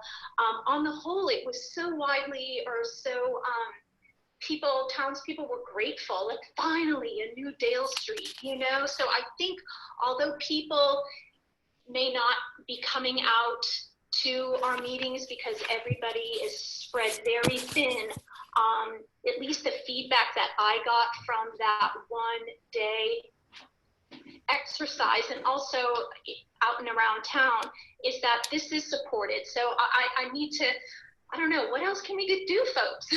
Well, I guess I know I also left that meeting feeling similar to what you guys felt as well. However, I felt a lot of I think there's a ton of uncertainty under the current circumstances. And I think that's I feel like that's a huge driver, right? And rightfully, right? I mean, we're all sitting in our respective rooms right this second to have this conversation. So I kind of see that point. But echoing on what Jeff just said, we are still early in the process. The things to keep the ball rolling are merely decisions we would have to make anyway, like grade configuration, and site choosing. And then MSBA is going to come back with changes to be discussed too. And so I believe we did submit the PDP. mm-hmm. Yeah. So that's that's already in their hands, and they're going to review that, and they're going to get it back to us. So things are still rolling, and I guess I wouldn't want us to, despite the tone. I think the tone was driven by the situation more than anything. You know what? I actually disagree. I think that yes, we are in a very difficult time, but at least my perception is that the messaging wasn't about a pause because of the time we're in. There was a pause because they don't have enough information. That's my perspective on how, what I took away. It's COVID-19, the economy is uncertain, which of course that is a piece of it. Sure. But the messaging for me that I heard loud and clear was, we don't have enough information. So that's why I wonder, what else can we do and how can we rectify this moving forward? I actually think that's a bit of a red herring, honestly. It isn't that we don't have enough information. I think we have enough information. It's that while it is a big decision, they want to hear specifically from constituents that they are in favor of the project, because otherwise it takes a lot more guts to make that decision for a long term. And as, again, as Chairman Murby said, he wasn't sure he wanted to pay for something Yeah, she wants to say that, so sorry. Hello? Okay. So he didn't want to pay for something that he felt people 15 years down the line should pay for, that he had already paid for his kind of fair share. I'm not sure that's exactly how we make decisions, but that was what he put out there that day. And, you know, I just have to say that I think if we need people to support the project, if we need to be making sure that all three of the selectmen know that there are people who support this at the level that it may cost, and a lot of these things are may, over the period of 20 years, then people need to kind of get out there and start emailing and saying, yes, this is something I want you to pursue. And I think, again, in Medfield, when people are concerned about things, they will tell you. We all know that. But when they are not concerned, they don't really mention it. We all have very busy lives. So maybe what we really need to do is be putting out, as you know, the Dale Street Building Project, their concerns about the project and about the schedule and about the money, and asking if their constituents also feel that way. That is my thought at this point. I think that's the only other thing that we can do, is literally say, you know, you need to speak up if you are concerned that this won't be built, maybe, or that it won't be built in a time frame that we find the most beneficial for our kids on the immediate end. So, Jess, I would take that and almost, and I talked briefly with Anna Mae, share our point of view, right? And Jeff, I think it's evolving what we're doing, but if we really do, we believe, you know, we want it sooner rather than later, you know, i.e. September 23. We want that, we think the 3-grade config is better, and, you know, this is why. The one area, Jeff, you mentioned, I agree. We don't want to put this in a town meeting. Heck, tonight's school committee meeting is the best attendance I've been on. Right? The alternative is virtual bingo or Family Feud. Quite honestly, it'd probably be better if we did do a Zoom meeting if we wanted to collect information, because people, yeah, if nothing else, not have to put on their we shoes. sponsor and we say, hey, let's share some of what we've shared. I don't, you know, some of the budget and that needs to be shared. The sooner the better. But at least I agree. I don't think it's looking backwards, because it's been disappointing to go to some of those, you know, sessions and people just aren't showing up. It's not what we haven't done, but look, they're saying they don't feel like you have the constituency. So I don't know that we would have to wait till September, because, you know, to put something together that's just refine on what, Jeff, you've been presenting. Let's see. So I wonder, I'm sorry, Tim. I wonder, I've been thinking about this since the meeting. Do you folks think the meeting would have been different if we were just talking about a 4-5 building? Unfortunately, my opinion is that's what seems to be causing the churn and uncertainty. That was just my perception. The churn and what I heard was Mike saying, high level, we're not sure if you can hit September 23 anyways. Right. 4-5 versus 3-4-5. We have no idea what the town wants. That was my perception. I don't think it's a 4-5 issue. I think it's that if we were talking about 1 grade versus 2 grades, people would still go back to wanting the 1 grade because it would be cheaper. You know, like there's always that kind of fear, because we look at a price tag, but we don't really think about how that looks over time, right? And in 18 years, we won't even be thinking about this. It will look, you know, I literally never look at my tax bill and say, oh, geez, I wish we had never built that, you know, Memorial. onto Memorial. Well, What I I think do wish is we had, you know, spent built a bit. additional money on the roof at the high school, because that's going to cost me money, and how we did our construction practices on the middle school too. You know, like those are the concerns I think about right now, because I think those things need repair and we have to build a new school. So do we choose to be concerned about the town that we say we want people to live in long term? Or are we simply saying that we're all short term You know, it's almost like two perspectives. Are we choosing to be here as parts of a community that helps our future? Or are we choosing to just be here for our 12 years and moving on, which is kind of what I was hearing a little bit, that there was no respect for the idea that we might want to be here long-term and help the people who come after us. I think a little bit of what hasn't been really emphasized is the revenue drivers that this could bring as well. For a place that doesn't get a lot of revenue from anything besides its school, I feel like there was a general like, oh, you want to build a bigger gym?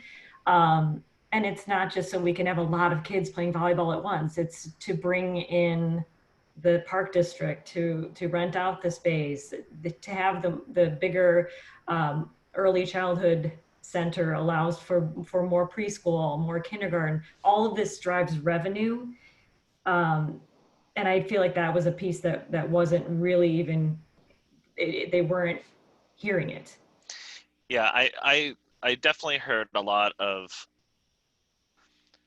and I had to bite my tongue a little bit, but because it wasn't the place, because it was supposed to be an informative meeting. This was supposed to be a meeting to have an open discussion about the project itself.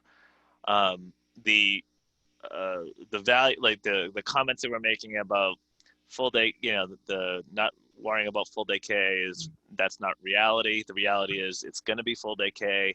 Everyone's going to want full day K moving forward. It's a huge push, pandemic or not. Right. We have space issues. We have space issues today. They didn't build the bigger memorial the last time. So they didn't clearly think about it as a 50-year building when they renovated it. So it's because if they had, they would have said, we might need Dale Street might fall apart because it was probably falling apart 20 years ago when they built Memorial. So, clearly that thinking hasn't been in place, or if it has, and I don't want to step on any toes, but clearly we're now dealing with that issue today. And as Jess is saying, we don't need to pass that along and just fix what's wrong right this second.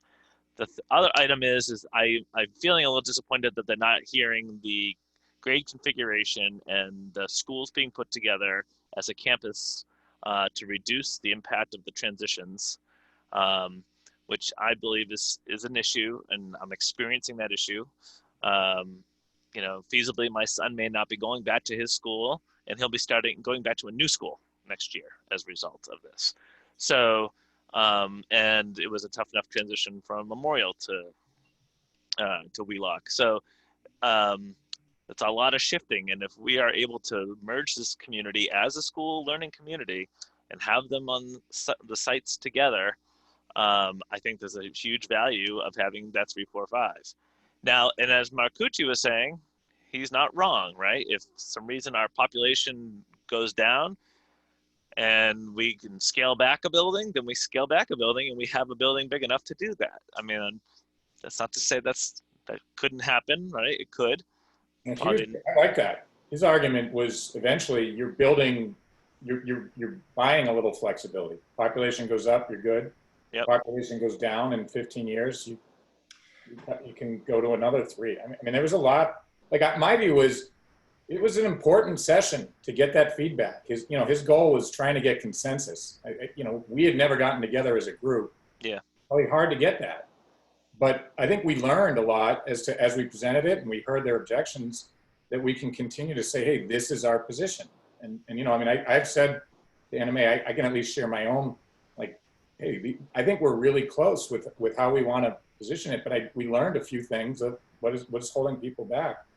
And I think that was Mike Quinlan's purpose of that meeting. He really wants to get everybody onto the same page, and that's what that meeting was supposed to be. Unfortunately, it was supposed to be face to face. So, and I felt like I didn't mean to. It sounded like before that I was kind of taking away from Mike Quinlan's work. He has done a great job leading the SBC. He knows exactly what he's doing, and he cares about Medfield, and he cares about this project. So, as everyone on that group, as Jeff will tell you, so those those meetings will continue to move on. I like the idea of maybe, as you were just saying, how about a Zoom webinar about the building project for public feedback and to share some of the exciting things of what could happen in the building and that and whatnot. So to get information and feedback, because maybe Zoom happens to be a little easier method to get people to come and have some conversation about it. Maybe we can make it entertaining enough to have some of the kids look at, what they might get some response back about what they want out of their schools. So, sorry. Don't be sorry. Mute me, Owen. I can go on and on. We're in a pickle. It's a pickle right now. I just want to go on record saying that I am not from here and I came here for the school. Yeah, I want to open it up. Sorry, folks. I just want to remind people that we're actually going to take public input at this grade configuration conversation just to get some feedback if people want to chime in. So I just want to remind people watching, first of all, thank you. Second of all, if there's a little button that says raise hand, so if you could just raise your hand in the participant section, and then I'll check my email if anyone has a comment. Again, it's amosheabrooke@email.medfield.net. And with that, folks, did anyone else want to make a comment? Sorry, I had to cut you off. Oh, no, it's fine. I mean, I think we were going in circles at that point anyway. There's something that needs to be done, but. I'll be right back. My only view is we wait a minute, right? The worst case scenario is get back in line in 10 years. Oh, that's not even a possibility. I understand. Yeah. But I'm saying as they got into a pause, or even just this conversation we're having now, helps us make sure we're all strong, right? We're starting to get support from selectmen and other groups as well as the town. That's a positive thing, right? It is what it is. But I don't want to do all this work and fail, so that's what I think we're trying to protect against is, all right, so how do we protect against that? And that's, I think, what might be behind where Mike's. Hey, Tim, that $45 million middle school was the second time around on that project. The first time around was 6 years previous to that, and it was only 26 million. Right. There is a time value of money thing here that is really intense, and it's probably more intense now because we have fallen into such a recession, because as they were saying, construction costs are lower, and there is a good possibility that there will be, much, God forbid I should put the previous administration's name on this, but back in 2009, when they were talking about getting people out of the hole, one of the things that really got a lot of funding were boots on the ground kinds of projects, things that they could start to make work right away. And towns were getting a lot of money for that. We may really be losing out on opportunities here by our concerns about making sure that we have, 1,500 people in favor as opposed to 1,200 people in favor. There's a lot of, I have concern about time simply because of that, okay, so, and think about, that we've been talking about construction costs are going up 6% a year.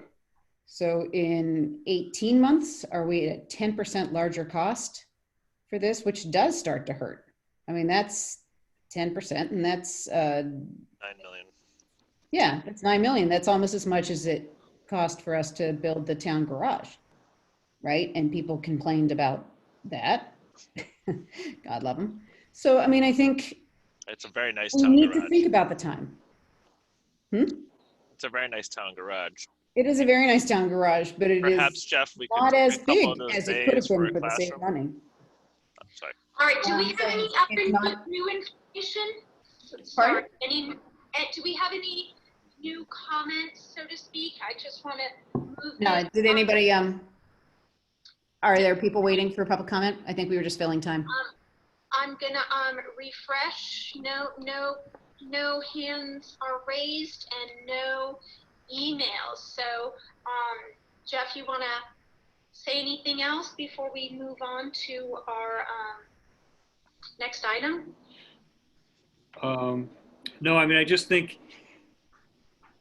initially my concerns were really around the way the project is going. But I think that, as Tim said, we learned some things on Monday, it was Monday or Tuesday, I forget what night it was. I don't even know what date it is anymore. Night, and I think that we need to, as a organization, as a committee, kind of regroup and rethink and reflect and see how we can do things better and what we can do to improve the engagement and communication. I really wanted to start with just saying what we did do in terms of engagement, and I compare that to other places, and it's a little less than some, but not as much as many. So, I mean, I think that's an important thing. The other piece too is that I know that there has been some comparisons with other projects, and that's something we have to consider too, because we have neighbors in Westwood and neighbors in Ashland that are moving forward with, and we all started about the exact same time. So, I mean, I think that's important. Walpole is now starting their project, and they're looking at ways to accelerate it right now. Even though what's going on, they feel like they really want to get that done. So, the engagement level that happened in Westwood and even in Wellesley are really different, because both of those projects are closing neighborhood schools. So when you're closing a neighborhood school where someone moved to that neighborhood just to attend that elementary school, the engagement in that process looks very, very different than what we're doing. So Wellesley is in that situation, and certainly Westwood is in that situation as well. Both projects, when they're complete, will close a neighborhood school, and they'll shift neighborhoods of kids from the school that their parents bought houses for to another neighborhood.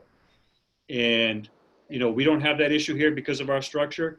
But my point is that when a building project looks like that, the engagement is very, very different. Very, very different. So we really can't compare those two projects. The only thing we compare is that they're starting around the same time. So that's all. I mean, that's in terms of the grade configuration. I know I feel like we've talked about this a lot, and we feel like there are benefits long-term for it. We think it's the right thing to do educationally. Articulated all that on Monday, but I guess we got to kind of regroup and see how we can maybe make it more compelling for people. Yeah, I just, Chris McHugh Potts, if you're listening, I see your hand is raised, but I'm waiting for your email. So to my amoshaybrook@email.medfield.net. But while I'm waiting for Chris McHugh Potts' email, I did get another comment from someone who said, someone just mentioned using webinars or Zooms, I think, to get public feedback. I wanted to say that I think now, while people are home and have some time on their hands, it's a time to try and engage the public using Zoom or something similar. So I thought that was, yeah, that's fantastic. Now let me see if I can see Chris's other comment. Chris, I don't have you here. I don't see your email. Chris, I'll come back to that. I think we're gonna keep moving with the agenda. I don't see any other hands raised, and if I see your email, I will read it and we'll address it as I said I would. So, so for the time being, I think, do we have anything else to note on this topic? But I was glad someone supported that idea while we're home to engage. That was Tim's idea. Thank you. Shall we move on to the next item? Sure. And I'll keep checking that email. All right. FY21 budget. So I don't have a lot new on there other than the fact that there's still an expectation, I think, from the warrant committee for us to reduce our budget by $1 million. So that looks like that could, I think there's a conversation around not funding capital. So if you remember correctly, we were asked to put all of our hardware and technology into capital. So now that that's not being funded, I think we may have to add that number to our cuts. So, you know, I mean, again, I shared with some of you my concern about, you know, cutting 1 to 1.3 million out of the, you know, quite frankly, the engine that runs this town. School department And is people don't want to hear it, that's why people come here. And certainly we're probably the largest employer in town as well. And it's just really not a great feeling to look at the possibility of cutting 1.3 or $1 million out of our budget, which by the way came in at 4%, which isn't like we came in at 8 or 9%. We came in at 4%. So reducing that by up to $1 million or plus is really problematic. So we're still waiting for guidance on that from both the town and the warrant committee. So I really don't have anything new on that. However, I do want to share with you just some information from my conference call with the commissioner today. A couple of budget related items. One is that there's going to be some federal stimulus money coming in, over $200 million to Massachusetts for K-12. That's the good news.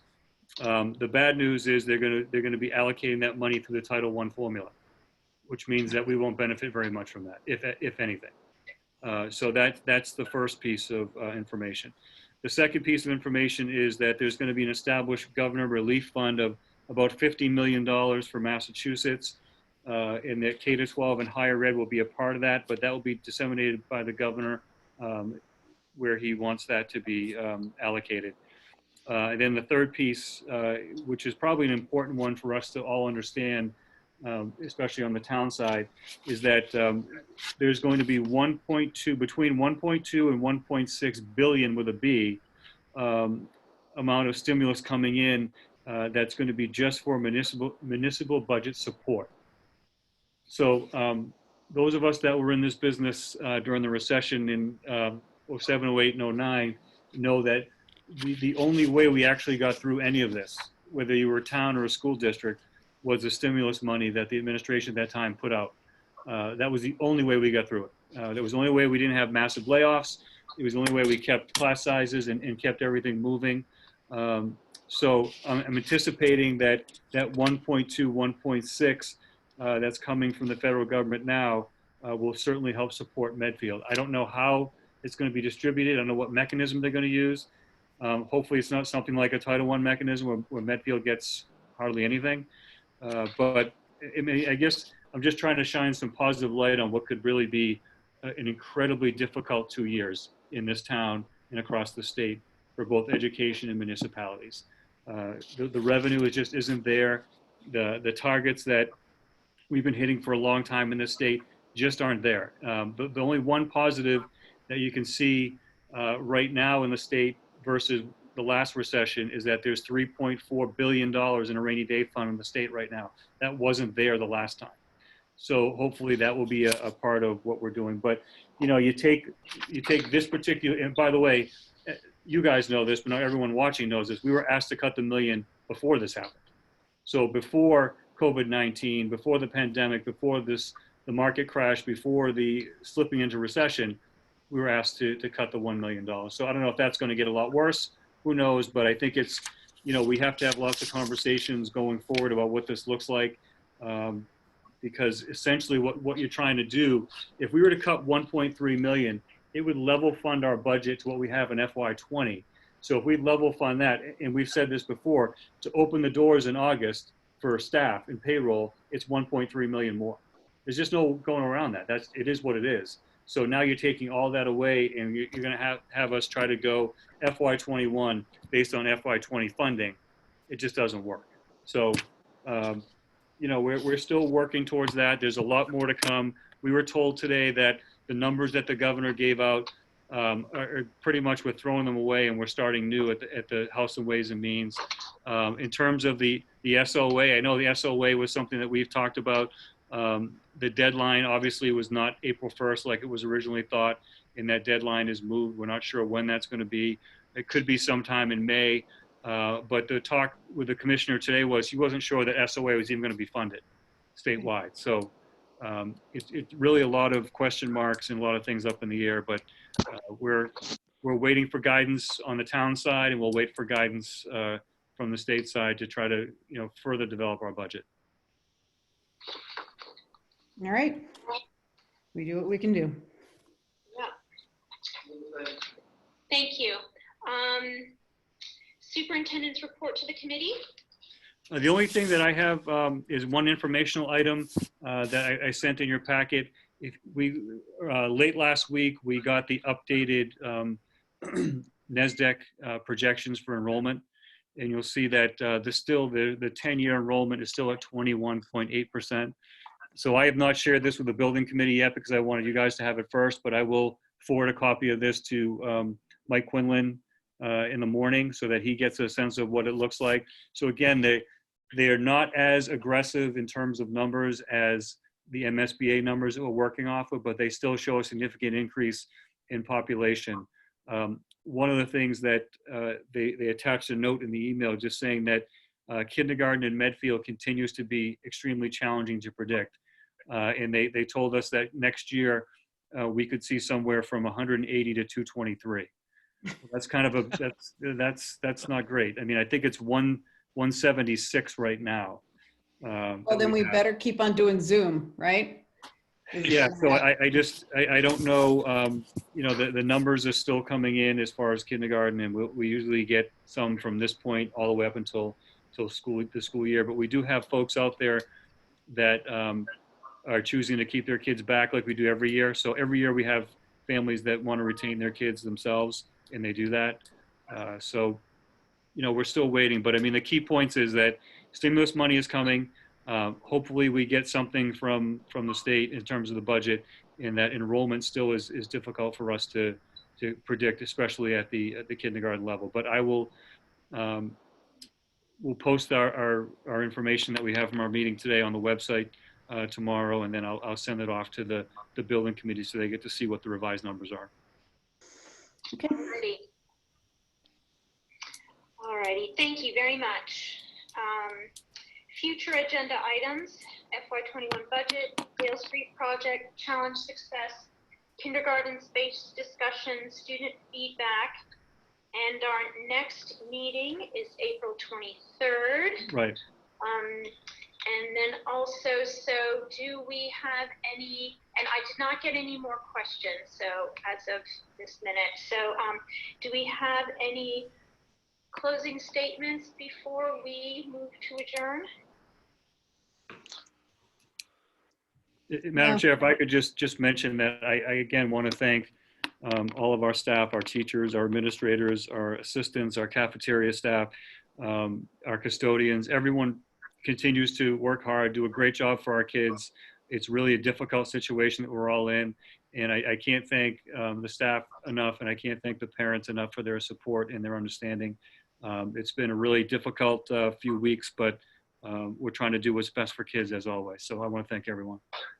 Jeff, can I actually ask, where will people be able to see this recording? Will it get uploaded to Medfield TV or? Yeah, there'll be a link. So I think I'll talk to Owen about that, but I know that he has he can create a link of the recording. So. Okay. Thanks. Yep. Super. All right. And thank you to all our folks who tuned in. Record numbers. So thank you again. And do we have a motion to adjourn? So moved. Do we have a second? I've never been so active on that. So Tim, is that a second? Yes. Yeah, a second. Okay, lovely. Jess Riley, Aye. Leo Brem, Aye. Megan Glenn, Aye. Tim Knight. Aye. Meeting is adjourned. Thank you, folks, and thank you, everybody, for tuning in. Thanks, everybody. Thank you, everyone. Bye. Ciao, ciao.